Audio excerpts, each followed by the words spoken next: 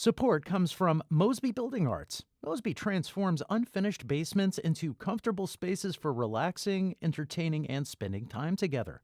Make the most of your square footage. July basement sale. Details at callmosby.com. Melissa Price Smith knew from the day she interviewed to be appointed prosecuting attorney in St. Louis County that she wanted to be elected to the post. She says she's earned a full term in office by working to bring down violent crime, thinking differently about conditions of bond to help defendants get the services they need, and eliminating a backlog of cases left by her predecessor. Price Smith is one of two Democrats seeking the party's nomination for the post. We'll also be talking to her primary opponent. The winner faces a Libertarian candidate in November. Price Smith joins me next on the latest episode of Politically Speaking. Let's hit the music. This is the Politically Speaking podcast, the definitive show about Missouri politics. We've seen a county government that has had smooth and steady leadership, and I think we're on a good path right now. I realized the office needed a prosecutor to run it. And we have a better solution of addressing those needs. I don't think it's about a popularity contest. What I think it about is it's time for change. Working together across city and county, across political affiliations, that we can start to find overlapping goals. I had some moments where I had to, lean into my courage. You'll see us work together on areas of agreement, and you'll see us have difficult conversations when we don't agree.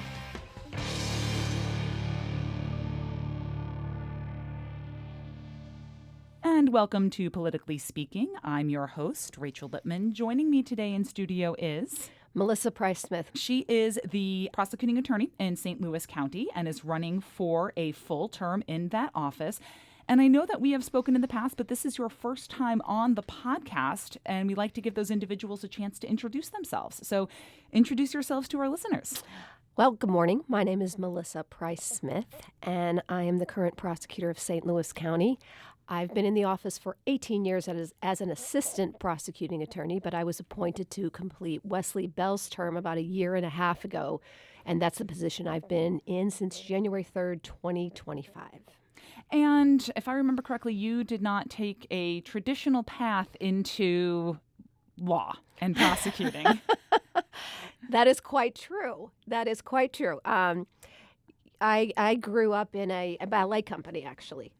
Spent a lot of years and a lot of time growing up in a serious ballet company with my twin sister, Metropolitan Ballet of St. Louis. I think it created a lot of discipline, which I'm grateful for. Moved on to expand my dance career to a cruise ship in Las Vegas before coming home to go to law school. So I'm so grateful for those experiences. And after that, decided to pursue a new dream of law school. As you mentioned, you came into this role as an appointee of then Governor Mike Parson when Wesley Bell got elected to Congress. You almost immediately said you would seek this full term. How and why had you made that decision so quickly after being sworn into the role? Well, when I decided to throw my hat in and to interview with the governor for this position, I had already been in the office, like I said, about 18 years. So when I made the decision for this role, I knew immediately that, because when I say I stepped forward, it was really me and my colleagues and law enforcement and community partners we had worked with and families I had worked with. I had stepped forward not on my own, but with a lot of people I had spoken to. So we all had a lot of ideas on how to continue to build the office and so many things that we wanted to do to make St. Louis County safer. So when I made the commitment to throw my hat in for this position, it was a long-term commitment. And I'm so proud of the things we've done. I want to keep doing it. You had been in the office, as you mentioned, working as a line prosecutor and section leader for about 20 years, but being in that top sort of management role is just a whole different beast. And I'm wondering what you learned most about the function of the office after getting into that top spot.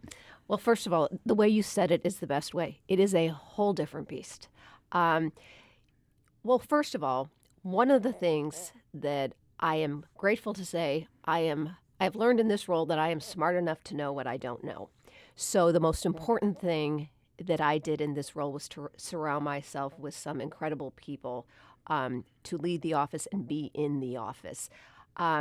It also gave me an advantage. When I was a line prosecutor, I did every type of crime, low-level misdemeanors, robberies, burglaries, guns and drugs. But the majority of those years as an assistant prosecutor, I did sexual assault and child abuse. And the thing about that was I loved what I was doing. It was an honor to work with those victims, but I worked in a vacuum. I was very focused on just my cases. Being in this role, a huge advantage and a huge lesson I've learned as I've been able to step back, I realize how the prosecutor's office can take a huge role, not only in prosecution, in keeping St. Louis County safe and holding violent offenders accountable, but I've realized that our office can also be a part of the solution. So in stepping back, I realize we can be a part of the communities, the high schools, which we are very involved in, to keep especially young people out of the system. And that's been very eye-opening to me and a real inspiration and some real changes I've made in that respect.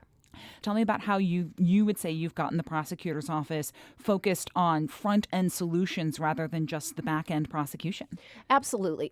When we get a case, when we get a defendant who comes to us, a rapist, a murderer, an assault first, all we can do is prosecute at that point.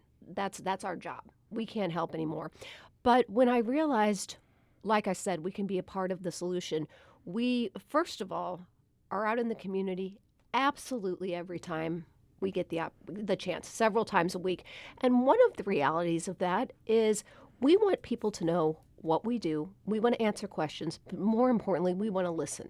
We want to hear what communities need. We also are very aware that there are certain areas in St. Louis County, certain communities that don't trust us. There's been years of just things that have occurred in St. Louis County where there are communities who don't trust us. So we spend a lot of time in those communities to listen and see what we can do to rebuild that trust. One of the things we do to really be a part of the solution, though, is we spend a lot of time in high schools. And when I say we speak in high schools, we don't just say, hey, I'm a prosecutor, this is what I do. We have real talk. How many of you are 18? How many of you are younger? We talk about real cases. We actually get a waiver ahead of time from the teacher. We can get a little graphic. We talk about real cases that young people have been involved in, even where they stepped into it accidentally but didn't know. We talk about things that teenagers these days, one of the things they all do, and they think it's funny and embarrassing, is send naked and sexual pictures of each other. They think it's funny. They think it's embarrassing. We explain it's also distribution of child pornography. But we really get into some great talks about what do you do when you receive that picture? What do you not do when you receive that picture? We also talk about some cases, groups of friends where there have even been, due to alcohol and drugs, where rapes have occurred. What about the person who just blocks the door? What about the person who walks away? And the great thing about speaking to these high school students, when we start having what I like to call real talk, they start really talking. And I am so proud to say we have expanded the schools we have been into, that we're into. We're in Parkway, Rockwood. We are developing a wonderful partnership with Normandy and hoping to actually build our high school program to even small groups after our initial talks. We've been to Hazelwood. We're about to make a connection, and we've had some correspondence with Jennings and Ferguson Florissant, the alternative schools. So I think if these talks can lead to even one kid going right instead of left, it's totally worth it. When you were talking to the communities, what were they telling you about what they needed from the office, and how did you maybe change the way that your office does things to address what you were hearing? Well, Rachel, I'd actually like to tell you about one. About 6 months ago, I went to speak to a community in North County. It was a crowded meeting, and before I even started speaking, a gentleman raised his hand and said, before you start, I want you to know I don't like the police and I don't like you. And the first thing I thought when he said that was, I bet there are about 10 other people in this room who were thinking it but didn't say it. At least 10. At least 10, absolutely. And it really opened the door, though, for everyone to start talking. I would say that was one of the best neighborhood meetings we've ever had because we all spoke very honestly. They talked about why they didn't trust police, why they didn't trust the prosecutor's office. And we went through things. You know, the interesting thing that I heard from this community, this was a North County community, they actually wanted more police presence. They wanted stronger laws. We talked a lot about our new gun policy. They wanted a stronger gun policy. They were concerned about juveniles. And to have the discussion and to give my number and say, let's keep the conversation going, it it really created some then great incentives to go back to my office and say, okay, let's talk about our gun policy. They need this. They see this and this and this in their community. So it helps immensely when, like I said, we have the real conversations with the community or the students and get their suggestions. Part of that gun policy was an announcement that you would not allow probation as a sentence for most gun crimes. So homicide, aggravated assaults, some felon in possession cases. Have you stuck to that promise? Yeah, let me correct that. Okay. It's said several different ways. We are not doing straight probation on any gun crimes. And I want to And that is just where probation is the only sentence that they receive? Yes. Thank you for saying that, Rachel. Yes, obviously, murders, assault first that are committed with a gun. That's not what we're talking about. What I'm talking about is the lower level gun crimes. There are so many of them, and we cannot ignore those. There are too many guns out there. So many people these days, and I'm not going to begin to start wondering why, solve their disputes with guns. We have got to send a message about our lower level gun crimes. And when I say that, I mean felon in possession, a felon who has a gun, not allowed to carry a gun, somebody who exhibits a gun in an angry or threatening manner, shooting into a car, shooting into a house, even if nobody's there and they don't hit anyone. There had been a trend in our office for these first-time offenses to just give straight probation. We can't do that. We have 270 pending homicides in our office. We cannot have a serious discussion about that if we are basically telling our future trigger pullers, okay, we're going to ignore what you're doing. We have to send a message that gun crimes are being taken more seriously. Now, is the 19-year-old who has a firearm with narcotics or with alcohol going to go to prison for 25 years? No. But he's going to sit down for a minute, even if it's 30-day shock in the county jail, even if it's 2-week shock. We have to send a message that we are not going to give straight probation and ignore it. Now, he may get 30 days shock and then get probation, but there's also going to be anger management with that. There's going to be no weapons. There's going to be any kind of treatment that he needs. We have to take a stronger stance on gun crimes in order to make St. Louis County safer. Has it made a difference in the gun crimes that the police department measures? I have not seen it at this point, but I have seen and heard from defense attorneys things like, I've already told my clients it's not straight probation anymore. So as the word gets out to these people who are very careless with guns and think it's okay to point a gun, to shoot a gun, and just be careless and think they can solve their disputes that way, the word is getting out, hey, it's not okay. And we are not just going to say, we're only taking our murders and our assaults seriously and we're going to ignore the rest of them. We're not ignoring the rest of them. When you were prosecuting violent crimes in the office, were you seeing a connection between individuals who had a lot of gun crime, felon in possession, possessing with narcotics, who then did progress to more violent gun offenses? What I have seen, and not in that specifically, what I have seen is offenders who are not held accountable. They are then, what is the word I'm looking for? They then progress and they are, God, I can't think of the word I'm looking for, but when they realize we're not taking... Emboldened? Emboldened, thank you. They're emboldened. And I see a trend, and that's one of the reasons we reinstated our violent crime unit, because when we don't address things immediately, or these offenders are just given a slap on the wrist, they're emboldened. And they think, oh, I can do this because I know exactly what's going to happen. Nothing. Or, as I hear a lot of offenders say, I'm going to get paper and it's not a big deal. So they're very emboldened when they think the prosecutor's office is going to look away on these crimes that are often gateway to bigger and bigger crimes. So, yeah, in that respect, yes. When Jason Rosenbaum, my colleague, and I sat down with you very shortly after you took office, you said, I'll be tough on crime, but I'm also going to look at each case individually. And I'm wondering how you might respond to critics who do include your opponent, who say that the no straight probation for gun crimes isn't looking at each case on an individual basis. Sure. Yeah. First of all, it is very, very important to look at each case on an individual basis. And not only I, but all 75 of our assistant prosecutors do that. Every case is a person. Every victim case is a victim and a family and different needs. I'll tell you this, Rachel, I also realize a lot of defendants are former victims. We have to look at every case on an individual basis, regardless of what the charge is. The fact that I say on gun crimes, we don't give straight probation. Like I said, there may be 20 or 30 days shock time just to send the message. As a prosecutor's office, we have to send the message. Does it mean we're not looking at cases on an individual basis? Absolutely not. As a prosecutor, we have to do the right thing, which means sometimes issue charges and send an individual to prison, sometimes recommend probation, sometimes dismiss or refuse a case. Every case is an individual basis from the very beginning of reviewing for possible charges and all throughout the process as we accumulate new evidence. Looking at every case, because we have a tough stance on crime and keeping St. Louis County safe, does not mean we don't look at cases on an individual basis. We do that every day with every case. Where do you think residents of St. Louis County have most seen the fruits of your focus on violent crime? I think they've absolutely seen it and feel safer on our stance on gun crimes. I absolutely know they've seen it in our reinstatement of our violent crime unit, which was suspended 2 years ago. Having a violent crime unit is essential. Say, for example, somebody steals a candy bar from Walgreens. That case does not need to be reviewed immediately. That's not a danger to the community. If someone commits... Might be a danger to that candy bar, but... That's right.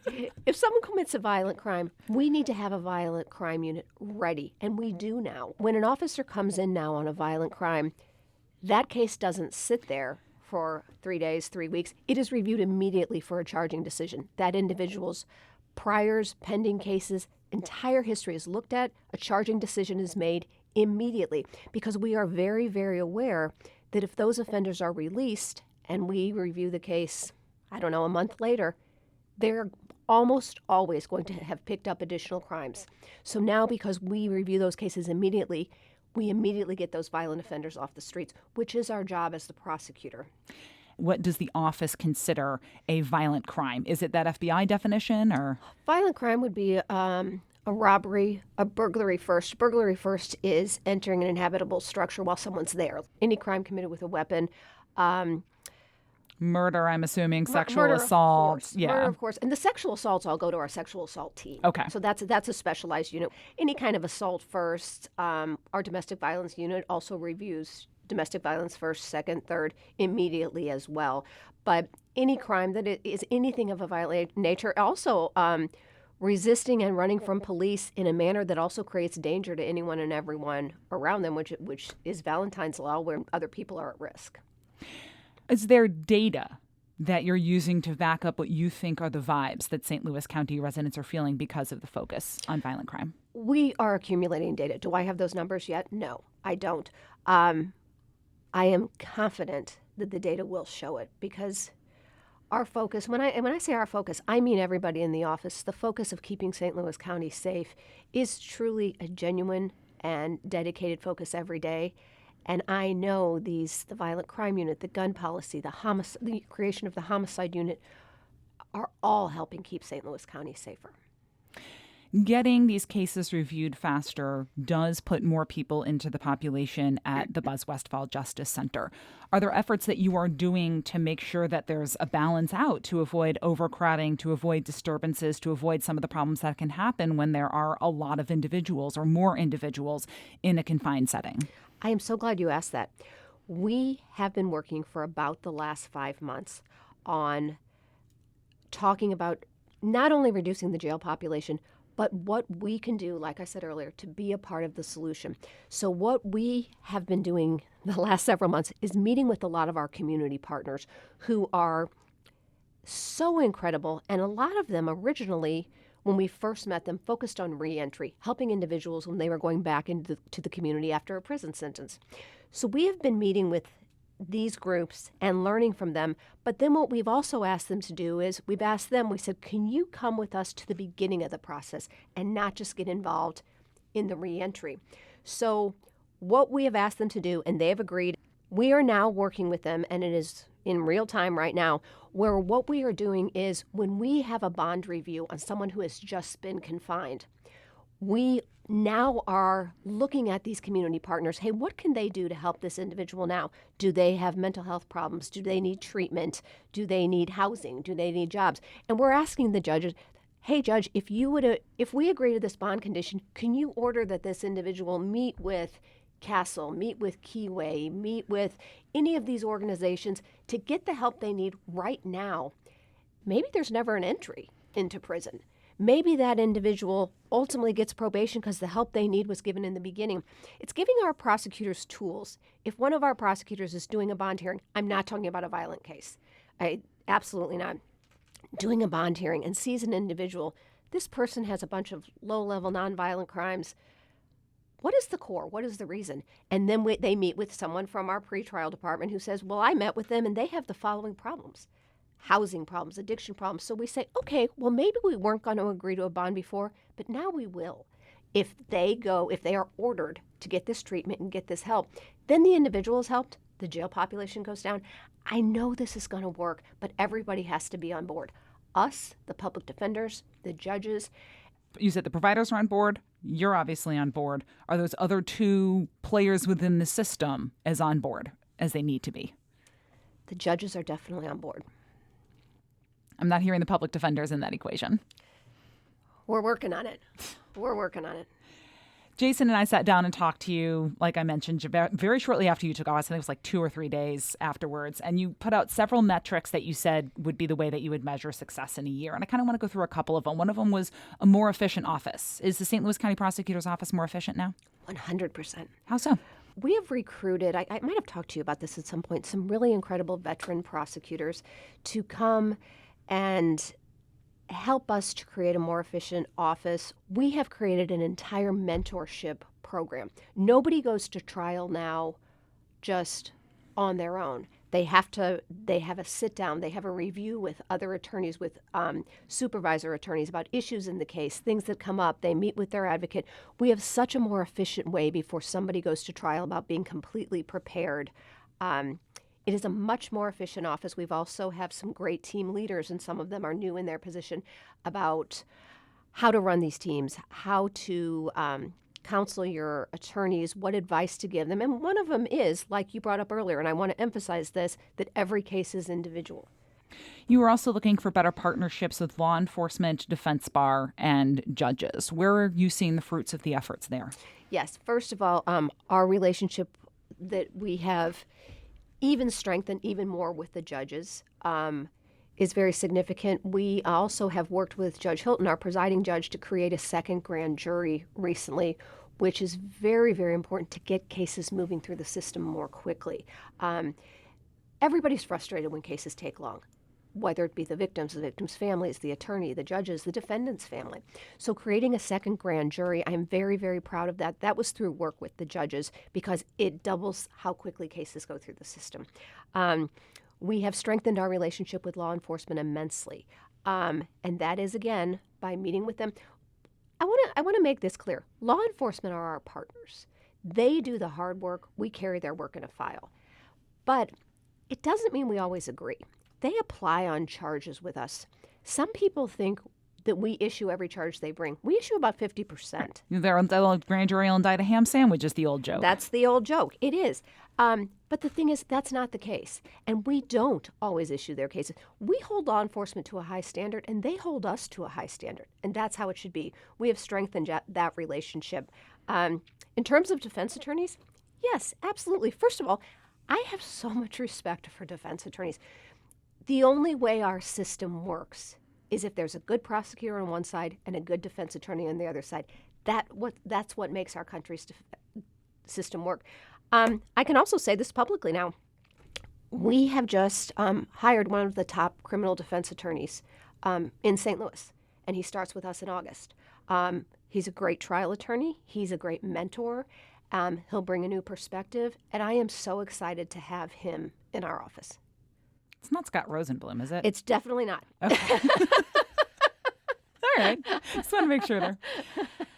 So a lot got made of the case backlog at the circuit attorney's office in the city of St. Louis after Kim Gardner left. But I don't know that a lot of people realize there was a similar-sized backlog in St. Louis County. If I remember, it was about 6,000 cases, although most of them were nonviolent. I don't think there were any murders or assault firsts in there. Am I correct on that? Correct. We had about 6,000 case backlog. How big of an accomplishment was it to clear that backlog? And then what are you doing to prevent it from building up again like that? First of all, I I've got to give this shout out to the attorneys and support staff in our office in this subject.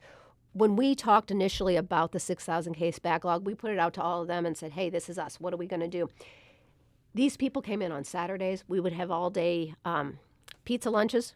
The office did not pay for it, just so nobody criticizes. We do all day Saturdays. And people would just come in and go through piles and piles of cases because everybody wanted a positive start. Everybody wanted to take care of the backlog. We do not have a backlog now.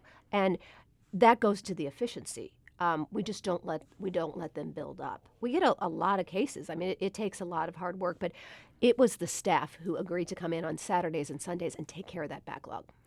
As an office within St. Louis County, you are not immune to the pressures from the county budget. I'm wondering how those across-the-board cuts have affected your office and might impact the progress that you have made. Well, it's significant. I mean, 99% of our budget goes to salaries. So any cuts are detrimental. We've had about a 5% cut in our budget. It is very, very important that we don't let that affect public safety, and we are committed to that. There are people playing double roles, maybe work in treatment court as well as do general felonies now. We had to cut 2 non-attorney positions, which I hated doing. They were important positions, but when your budget gets cut, you have to do it. Not only was it painful because these are important people in the office, but we are not going to let that affect public safety. How do you balance people willing to take on that double workload, like you mentioned, with burnout, with things slipping through the system simply because they're, carrying, like you said, a double load? Well, again, it's the staff that's willing to do that. They have stepped up. They know the importance. I do want to refer to one thing you said, which was burnout. Years ago when I was only working on sexual assault and child abuse, people would ask me a lot, does it affect you emotionally, or does it ever mess with you? And for some reason, as a younger prosecutor, I would always say no. I felt that in order to look strong, I should say no.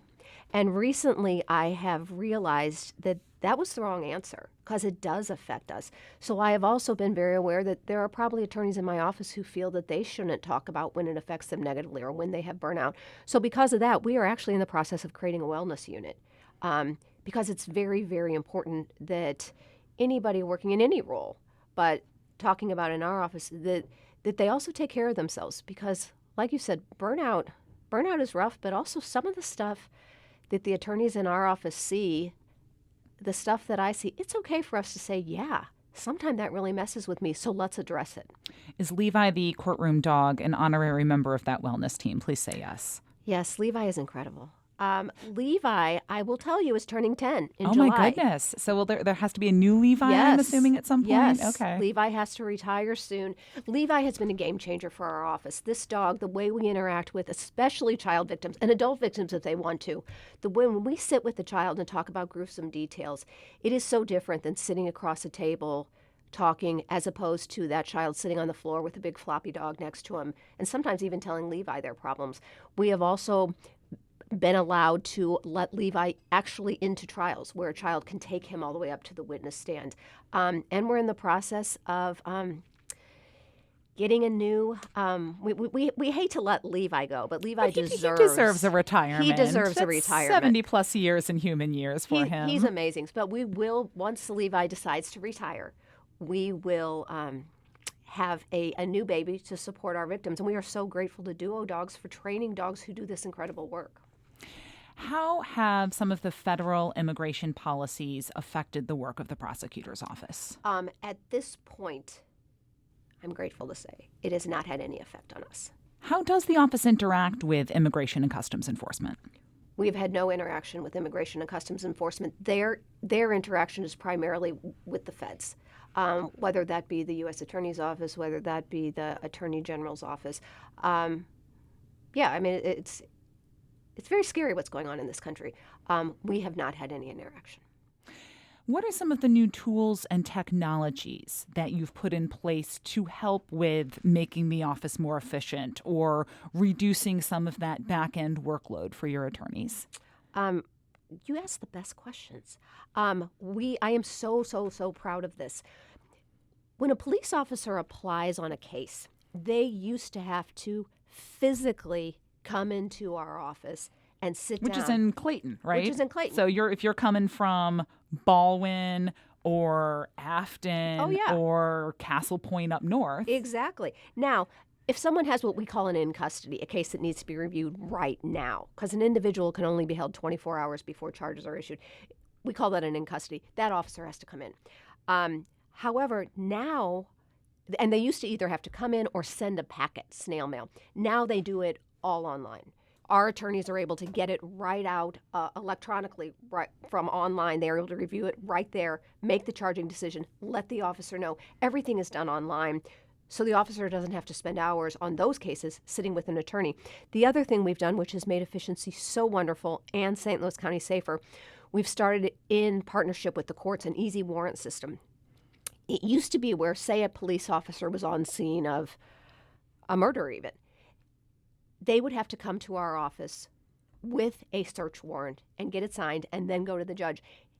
In the middle of the night, the last 18 years with I as a prosecutor, if something violent like that happened in the middle of the night, the police officer would have to literally drive to the prosecutor's house, get it reviewed, prosecutor would sign it, they then would drive to the judge's house. So Law and Order is occasionally accurate in terms of driving up to the judge's door and getting a signature on a warrant. You know what? I hear people say all the time it's not, and then whenever I watch it, which isn't very frequently, I'll think, oh, wow, this is accurate. But now it's all done through easy warrant. Now a police officer who is at a murder scene who needs a search warrant, he doesn't have to leave. He doesn't have to leave the street and drive to my house at 3 a.m. He does it all electronically. He or she do it all electronically. These officers stay in the community now, stay in these scenes. They don't have to leave to get a warrant signed. It's still reviewed just as accurately by our prosecutor, by the judge, but it can be done without that officer leaving the community. Where do you see the role of artificial intelligence in the prosecutor's office? To be quite honest, artificial intelligence terrifies me in terms of crimes. We have already seen it in terms of child pornography, where we will see child pornography, but it's artificial intelligence, but real children's faces are on those bodies. We've also seen it where the entire thing is artificial intelligence, a child pornography. It's still child pornography. But that concerns me, especially the use of real people's faces worked in. And I would assume, I know artificial intelligence is only going to grow, and we have to be prepared to how we move forward, how police respond to that, how we issue charges. I think it's terrifying. We'll be ready to handle it because we're aware of it. And in terms of it as a tool within your office, do you have policies around you can't use ChatGPT for a warrant or to, write up a probable cause statement? What are or not a probable cause, a charging document? What are the boundaries that you guys have set on your office's use of artificial intelligence? Yeah, we don't use it for anything we write. I know that police departments are constantly being approached about different systems of writing police reports. I know that's something that they are having to decide and make decisions about. In terms of our office, we don't use it to write motions, responses, anything like that. Where are the state laws falling short in terms of giving you the tools to prosecute, let's say, the AI-generated child sexual assault material? I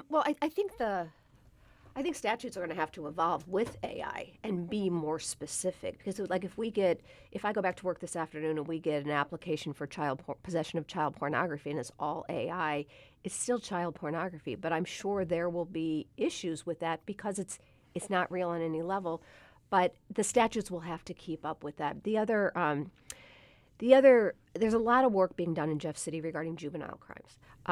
So often when I go speak to groups, they will say to me, what are you doing about the juveniles? Because we are very aware our adult offenders will basically get the juveniles to do the dirty work because they know that there's nothing we can do. But when people say to me, what are you doing about the juveniles? We have almost no control of juveniles. We deal with 18 and over. The only time we... Is it 18 or 17? I know that it's they 18 had... now. Okay, all right. Because yes. they're talking about making it younger for some, I think. It was 17. Okay. And it's 18 now. The problem is when people say, hey, there's so many juvenile crimes, there are. Or I'll be at home at night watching the news and they'll say there was some sort of vicious crime and the suspect is 17. And I'll realize there's nothing we can do. Now, if the juvenile court certifies them as an adult, then they come to us. There's a lot of changes in juvenile law right now where we will ultimately have a say in asking the juvenile court, hey, will you certify this individual? The new laws in juvenile will also allow us to see a juvenile history. When I get a case of an 18-year-old, all the years I've worked in this office, they may have a huge juvenile history, even a violent history. I have never been privy to that. I will see it as somebody who's never committed a crime. With the new laws, I will now, or my prosecutors will now be able to look at juvenile history. You mentioned the emerging public safety challenges, AI-generated child sexual assault material. What are some of the other challenges that you are seeing in the office that you're having to continuously pivot to address? Well, one thing we do address is that St. Louis is a region. We have the criminals who commit the crime in the city are the same ones who commit them here. So one of the very important things that we have to address on a regular basis is working with Gabe Gore in the city, working with Joe McCullough in St. Charles, because... And I'd imagine even Illinois counterparts, too. Of course. There are bridges. There are bridges. A couple of them are closed right now, but there are bridges. And these offenders don't stop at an imaginary line. And oftentimes our offenders will have cases in several different areas. So not only do we have cases and say, hey, I have this case, you have this case, same offender, we also work together on our policies, because in order to make St. Louis County safe, I know St. Louis City has to be safe. St. Charles has to be safe. We all have to work together with these policies. We want people to stay in St. Louis. We want businesses to come to St. Louis. My kids are 21 and 23. I want them to want to stay in St. Louis. I don't want them to say, I'm going to move to a safer, cooler city. So I want them to be able to buy a house here. I want them to feel safe here. I want them to be able to go to a Cardinal game without me tracking them on my phone every 5 minutes because I'm nervous. We need to attract businesses because that's how people are going to move here. They're going to stay here if St. Louis County is safe and vibrant and attracts people and businesses. So it's very important that we work together as a region. Politically Speaking is a production of St. Louis Public Radio, part of the University of Missouri St. Louis. St. Louis County Prosecuting Attorney Melissa Price-Smith, anything else that you'd like to add for our listeners? I just thank you so much for allowing me to be here. I love talking about the office. The office is growing, is so strong. We have made so many huge strides the past year, and we're just getting started, and we are dedicated. Until next time, so long.